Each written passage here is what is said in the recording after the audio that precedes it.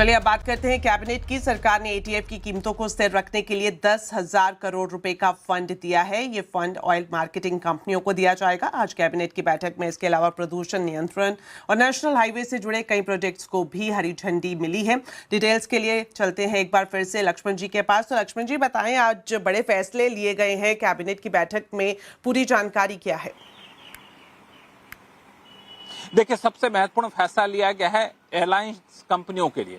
दरअसल एयरलाइंस कंपनियों इन दोनों काफी परेशान थी क्योंकि एटीएफ जो है, जो फ्यूल उसमें एयर टरबाइन फ्यूल होता है, उसकी कीमतें लगातार बढ़ती जा रही थी इस स्ट्रेट ऑफ हॉर्मुज के बंद होने से। तो कई एयरलाइंस कंपनियां अपने फ्लाइट को बंद करना शुरू कर दी थी, ऑपरेशन बंद करने के कगार में पहुंच गई थी। तो सरकार ने यहाँ पे 10,000 करोड़ रुपए के एटीएफ प्राइस स्टेबलाइजेशन फंड को मंजूरी दी आज कैबिनेट की बैठक में। इसके तहत ये होगा कि एटीएफ की कीमतें ऑयल मार्केटिंग कंपनियां जिससे एयरलाइंस एटीएफ खरीदती हैं, वो ऑयल मार्केटिंग कंपनियां 75 रुपए 60 पैसे प्रति लीटर से ज्यादा एटीएफ के दाम नहीं बढ़ा सकेंगी।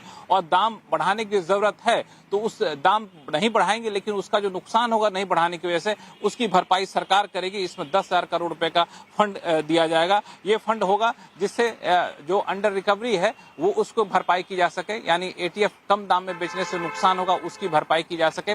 और दरअसल ये एयरलाइंस कंपनियों को राहत देने की कोशिश की गई है ताकि एयरलाइंस कंपनियों को ऊंचे एटीएफ ना उठाना पड़े। और इससे ये होगा एयरलाइंस कंपनियों में जो लाखों लोगों को रोजगार मिला वो रोजगार बढ़ता हुआ दिखेगा। हवाई किराए जो बेतहाशा बढ़ रहे थे वो हवाई किराए बेतहाशा बढ़ने बंद हो जाएंगे। लेकिन इसमें दो शर्त है। पहली शर्त, अब तक जो एटीएफ के दाम बढ़ चुके हैं या फिर एटीएफ पे अंडर रिकवरी है ऑयल मार्केटिंग कंपनियों को, यानी ऑयल मार्केटिंग कंपनियों को अभी जो नुकसान हो रहा है उस नुकसान की भरपाई इस फंड से नहीं होगा। अब इस फैसले के नोटिफिकेशन के बाद जो नुकसान होगी उसकी भरपाई यहाँ पे किया जाएगा। दूसरा कि जो अंतर्राष्ट्रीय एयरलाइंस है, बाहर विदेशी एयरलाइंस है, उस पे ये लागू नहीं होगा। हाँ, भारत की एयरलाइंस अगर विदेशी उड़ान के लिए एटीएफ ले रही हैं तब उस पे लागू जरूर होगा। दूसरा एक महत्वपूर्ण फैसला दिल्ली एनसीआर के लिए लिया गया है। दिल्ली एनसीआर में, जी हाँ, दिल्ली एनसीआर में जितने भी पुराने बस हैं, पुराने ट्रक हैं, उन सबको चरणबद्ध तरीके से उनको बदला जाएगा। उनकी जगह नई बसें लाई जाएंगी, नए ट्रक लाए जाएंगे। उस पे जो खर्चा होगा उस खर्च के लिए सरकार एक खास स्कीम लेकर आई है जिस पे करीब 5,041 करोड़ रुपए सरकार खर्च करेगी। इसके अलावा करीब 25,000 करोड़ रुपए के 4 अलग अलग हाईवे प्रोजेक्ट को मंजूरी यहाँ पे दी गई है। जी, बहुत बहुत शुक्रिया लक्ष्मण जी इन दोनों बड़ी खबरों पर जानकारी देने के लिए।